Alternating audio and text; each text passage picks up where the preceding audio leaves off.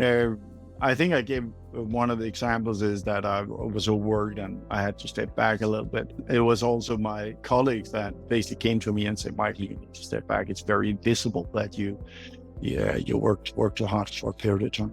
So we have that kind of environment that you speak openly about these things. And it's COVID learned a lot, and we were a change company out of COVID. I would say it was not the best period in my leadership. I made some mistakes. I was challenged in, do we go to lockdown? What do we do? And all these things. And some of it has to be decisions made on the fly.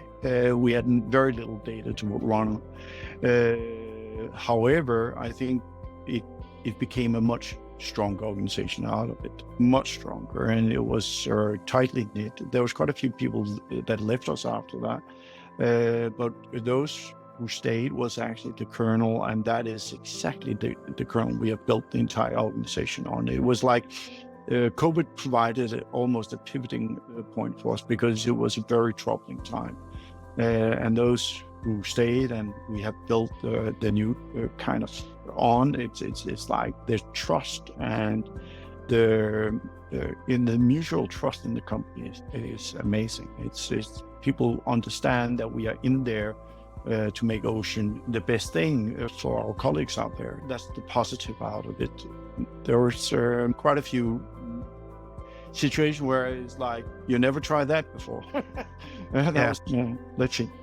Yeah. So can you share on a day-to-day level, right? What is it that you have built up as like some practices, either just for yourself or with your core team, that then allows you, if something like that to happen today, you would not make the same mistakes or similar mistakes in the future? We ran a very top-down organization up to COVID and during COVID. That means everything had to go through me in order to, and that means I was the bottleneck for the whole thing.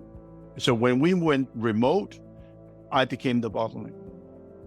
What is different today is that the decisions are made out in the teams, and there's internal coordination among it. That means I'm not the bottleneck anymore. So whether we sit in the office or whether we sit remotely doesn't really matter. Whether we sit in the US, whether we sit in Copenhagen, or whether we sit in Amsterdam, doesn't matter anymore. And so we removed that entire necessity out of our ability to make decisions.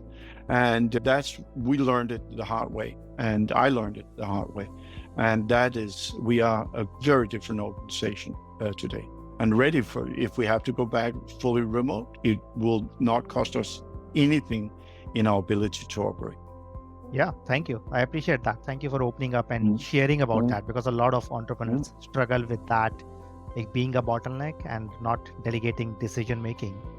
Yeah, that is the key to this. The second thing is that we all have this, you can work from anywhere and everything else. But in the end of the day, if you create a sense of teamwork and atmosphere in the office, people want to be in the office because there's a social aspect to it.